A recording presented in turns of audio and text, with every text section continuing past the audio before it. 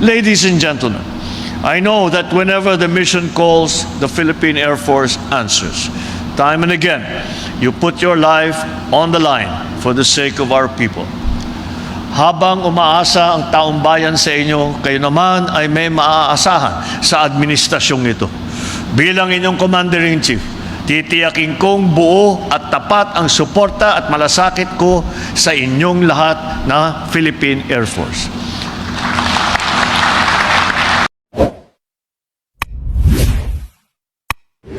May we now request the Commanding General, Philippine Air Force, Lieutenant General Arthur M. Cordura, Philippine Air Force, to deliver his welcome remarks and anniversary message.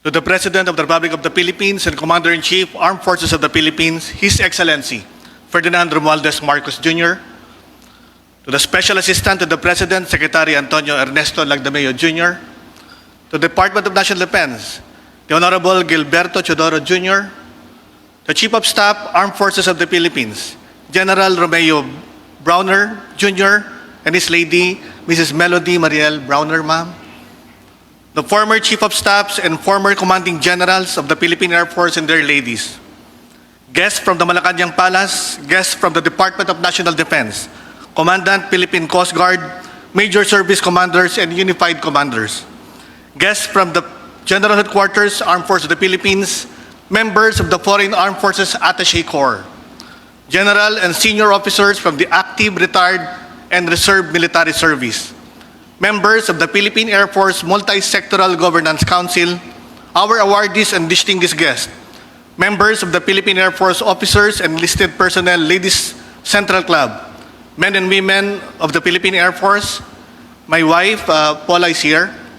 Ladies and gentlemen, good morning. Magandang umaga sa ating lahat. Today, we celebrate the 78th anniversary of the Philippine Air Force with the theme, Focus Philippine Air Force, advancing air power by committing to mission, strengthening capabilities, and championing core values. We are gathered not for the enduring legacy of this organization, but to report to the Filipino people that the Air Force you build, the Air Force you support, and the Air Force you trust stands as vigilant guardians of the skies, alert, capable, and committed. Mapalupa, dagat at higit sa lahat, sa himpapawid, nakatuon kami sa pagganap ng aming tungkulin para sa bayan. Focus Philippine Air Force is the present command trust. Focus PAP is a trust anchored on the hard-earned milestones of my predecessors and guided by the strategic imperatives of building a mission-oriented, capability-driven, and values-based organization. Today, I am proud to report that through the gains of the previous leadership and the collective efforts of all airmen and airwomen, we have brought this vision to life. To our Commander-in-Chief, Sir, when you challenged the armed forces to realign and sharpen our focus towards territorial defense, we understood the gravity of your mandate and the urgency of your vision. Across a vast and porous archipelago, your Air Force has risen to that call, flying and defending our airspace and territorial integrity. More importantly, we transition mindset, posturing from internal security operations to territorial defense operations. Mr. President, the capability demonstration which you witnessed this morning is just a glimpse of what your Philippine Air Force can do when eventually all our program platforms and systems become available to complete our integrated air defense system. We are deeply grateful for the countless blessings that have sustained and strengthened us in our service to the nation. Each step we take in advancing air power is made possible through the unity, the unwavering support of the whole Air Force family, and all those who walk beside us in this shared mission. Your Philippine Air Force, enlisted personnel, and civilian human resource, your dedication, sacrifice, and legacy continue to shape and inspire today's airmen and airwomen. Above all, we give praise to our Almighty God, whose light has guided us through every challenge, every flight, and every mission. With full hearts and a renewed spirit, we soar onward, committed to our mission, resolute in strengthening our capabilities and true to our values. So as we mark 78 years of service, we look beyond the horizon with clarity and resolve. The future of air power demands readiness across all domains. To meet this challenge, we are advancing our capabilities in surveillance, precision strike, unmanned systems, integrated air defense, and will earnestly work for the adoption of space capabilities. We are also evolving our doctrines, force structure, and strategic partnerships to ensure that we remain relevant and decisive in times of peace and in times of crisis. But more than platforms and systems, it is our values that propel us forward. Integrity, service above self, teamwork, excellence, and professionalism. These remain our true strength, along with our commitment to do good governance, pursuit of a stronger safety culture, and unshakable warrior ethos. Together, we fly farther not just to defend the skies, but to shape a future where our Air Force stands ready, relevant, and resilient. Your Excellency, sir, as we salute your leadership and the trust you have placed on us, we make this solemn vow that we will be there, flying, watching, and serving. And together, we will reach higher, together, we will look farther, and together, we will move beyond the horizon. Maraming salamat po. Mabuhay ang hukbong hipapawid ng Pilipinas. Mabuhay ang bagong Pilipinas. Thank you, sir. You may now be seated.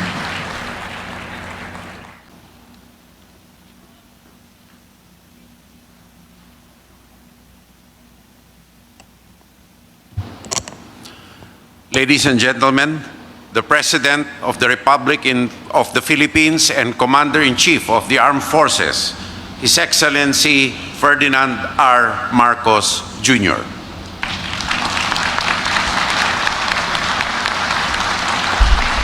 Thank you to our National Defense Secretary, Gilbert Chodoro. Please be seated. The honorable members of the Cabinet present here this morning, the Excellencies of the Diplomatic Corps, the Armed Forces of the Philippines Chief of Staff, General Romeo Browner, and the other major service commanders, Philippine Air Force Commanding General, Lieutenant General Arthur Cordura, Philippine Coast Guard Commandant Admiral Ronnie Hill Galvan, officers and personnel of the Philippine Air Force, other distinguished guests, ladies and gentlemen, a pleasant day to all of us. Today we mark another critical moment in the history of our proud Philippine Air Forces. 78 years of service, 78 years of guarding our skies, 78 years of responding to every call for help. Reaching this milestone is no small feat. This was earned through discipline, determination, and unshakable devotion to protecting the people and to protecting the state. It meant taking off to the skies when the weather was inclement, bringing supplies to typhoon-ravaged areas when help was needed, providing support to troops on the ground when morale was at its lowest. It meant showing up with consistency, competency, and integrity. The hard work continues even when nobody is looking. As threats evolve and disasters strike, the Air Force delivers, adapts, and does its job and performs its mission. Focus PAF at 78 demands us all to continue fulfilling this mandate with clarity of purpose and conviction. It is a reminder to stay committed to our mission, one that is strengthened with enhanced capabilities and enduring values. So I say this with great pride. The Philippine Air Force is a force on its own right. It is a credible, agile, essential to our country's aerospace defense. When I stood before you last year, I said that the PAF is a steady partner in building peace and reaching those who live furthest from help. Just a few days ago, I visited the Air Education and Training Command in Batangas and reaffirmed once more that we recognize the critical role of the Philippine Air Force. The government will exert all efforts to provide the Philippine Air Force with the best possible equipment, training, and facilities. We remain relentless in ensuring that support will continue because we know that when our troops are equipped and are attended to properly, they are empowered to fulfill their duties and serve the country with excellence. You are all well-trained, highly capable, and most importantly, more than willing to protect the citizens of the Republic and the Republic itself. Since we last gathered in July of last year, you have proven what it means to be focused and to be excellent. Hundreds of unidentified tracks have been monitored in our air defense zone, and thousands of vessels near our waters have been kept under close watch by the Air Force. Insurgents have been tracked, threats neutralized, law enforcement operations supported, from capturing criminals and stopping smuggling operations that hamper the economy. But even with the demands of duty, the Air Force has continued to grow, welcoming 6 new aircraft, enhancing skills through flight simulation and advanced training. It also completed many infrastructure projects and ensured our air assets are always well protected and strategically positioned. In times of disaster, whether at home or abroad, the airmen and airwomen have responded quickly and have served quietly. Ladies and gentlemen, I know that whenever the mission calls, the Philippine Air Force answers. Time and again, you put your life on the line for the sake of our people. Habang umaasa ang taong bayan sa inyo, kayo naman ay may maaasahan sa administrasyong ito. Bilang inyong Commander-in-Chief, titiyakin kong buo at tapat ang suporta at malasakit ko sa inyong lahat na Philippine Air Force. As we celebrate yet another year of fine service, I sincerely congratulate this year's awardees for their outstanding performance. You truly deserve the recognition that we have given you today. Remember, we owe the Filipino people a swift and responsive Air Force. Today, in its 78th year, let us recommit to that. Thank you for keeping us safe. You do all your work in the sky so that all of us here on the ground may live in peace and security. Let our resolve be focused and unshaken as we serve the Philippines and fly ever higher together. Maraming salamat at mabuhay ang hukbong himpapawid ng Pilipinas, mabuhay ang bagong Pilipinas. Thank you, sir.